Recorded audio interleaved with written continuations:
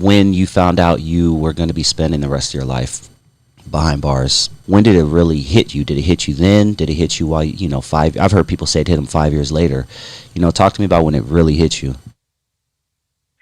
So I was in trial. I got extradited from the Fed in 2006 from Louisiana. Came back to the LA County Jail. I went to trial. I was in trial from 2006 all the way into 2008, right?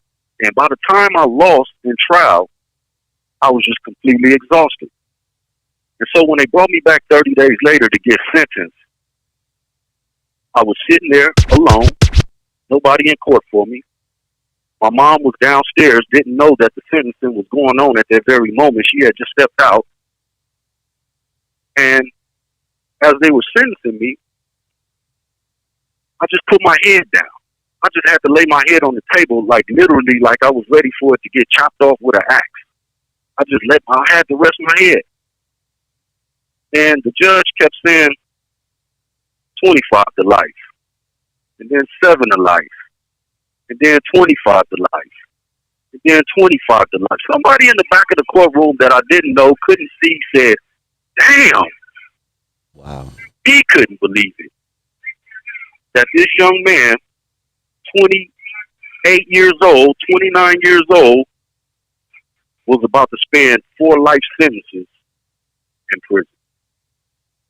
And so when I went back to the cell that night, I was in the cell with one of my little homies.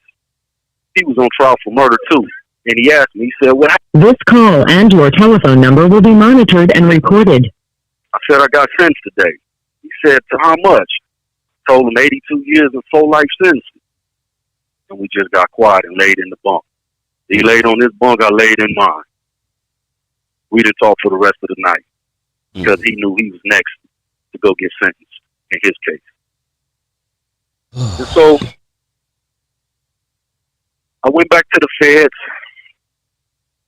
I was able to move around and kind of like put it to the back of my mind, doing different things, started working on my book, and just really in denial.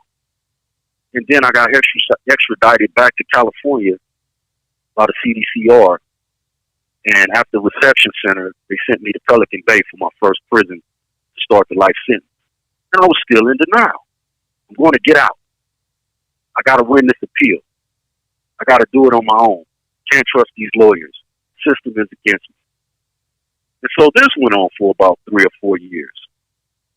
And then one day, as I'm working on my habeas, I had to pull out my transcripts.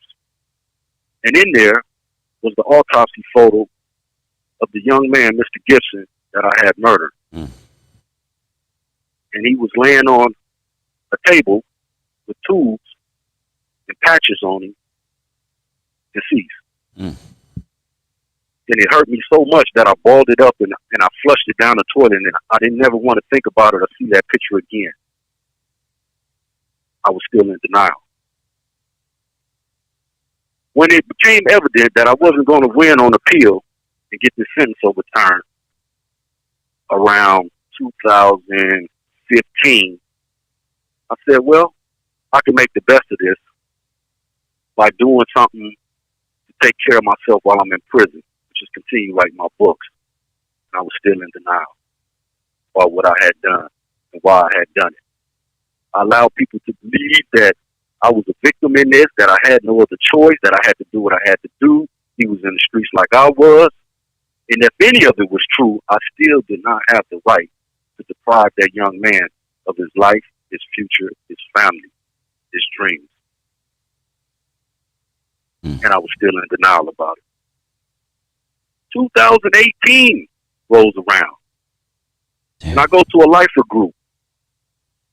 And for the first time, I hear some men talking about their life crimes as they're talking about the different things you have to be prepared to talk about and do at a parole board hearing. And I was blown away to see people talk about these crimes in front of other people, strangers. And then they asked me, Ali, you want to participate? You'll be up next week.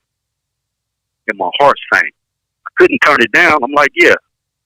As soon as that group was over, I had to run back to my bunk and pull all my transcripts from under the bed because I didn't remember the name of the young man I had murdered. Mm. I didn't remember the names of the other people that I tried to murder that day who witnessed the crime. Miss McNeil and Miss Davis. I didn't know. And so that night, I came to terms with the fact that I was indeed guilty. I got what you should get according to the law, and that this is final unless God says otherwise. It was all the way into 2018 Wow. that I came out of denial. And that's when it really hit me that you got life, bro. And you can die up in here. And rightfully so.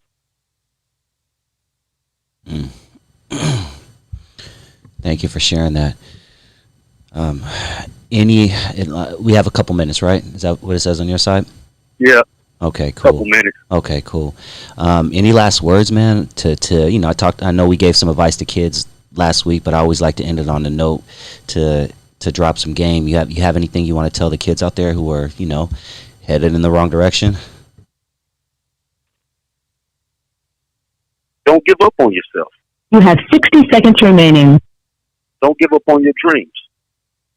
Pursue it. Don't be afraid of failure. If it doesn't work, try something else. But this prison is not an option. It's not a rite of passage. Don't let nobody tell you that. This is not a rite of passage, meaning that you do not have to go through this to prove your manhood, to prove that you're real, that you're somebody. You don't have to kill somebody to prove that. What you got to do is go to school, get an education, graduate, start a family, take care of that family, live the best life you can live. That's what you got to do. This ain't it.